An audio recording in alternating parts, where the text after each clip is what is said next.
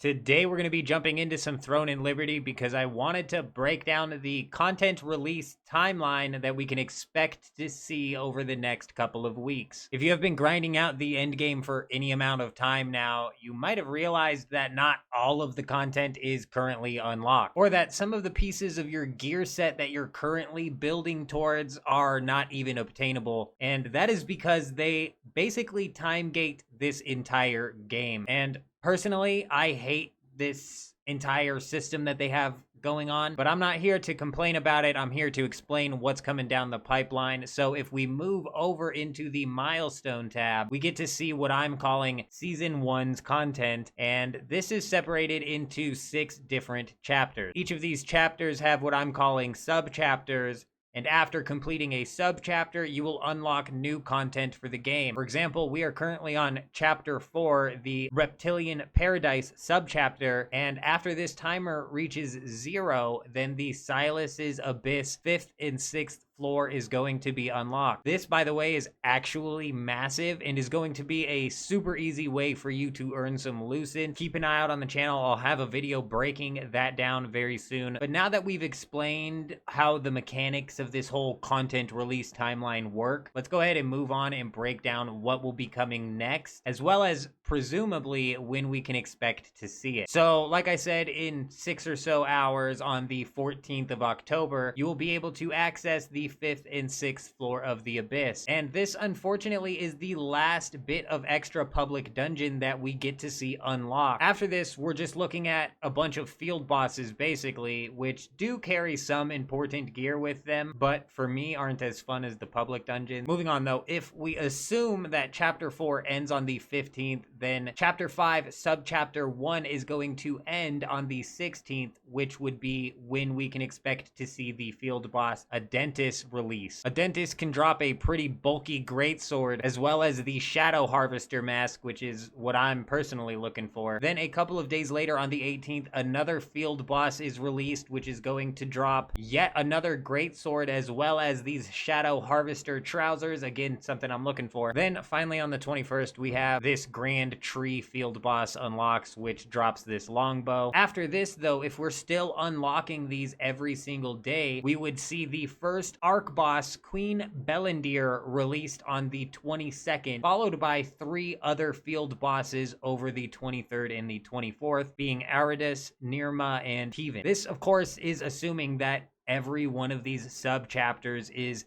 still being released on a daily basis, which may not be the case. If we take a look at the first couple of chapters, those finished up in like a day or two, and then they kind of started to spread the content out in Chapter 3, and then now Chapter 4, it's been a new sub-chapter every day. They may change it up for Chapter 5 and Chapter 6, especially considering Chapter 6 is going to introduce Siege Wars into the game, which are a massive piece of content. So they could very well give some time between Chapter 5 and Chapter 6 especially, to give guilds time to gear up with all of the new field bosses that would have come out. Honestly, I hate this whole time-gated release schedule. I'm not used to having to work around this system inside of any of the MMOs that I've played. Let me know down in the comments how you guys feel about all of the time gating, or if there's another MMO that you can think of that kind of does the same thing. For me, it's weird, especially considering certain gear sets are time gated. But that's all I wanted to break down inside of this video. I hope you guys have an amazing day. I'm out.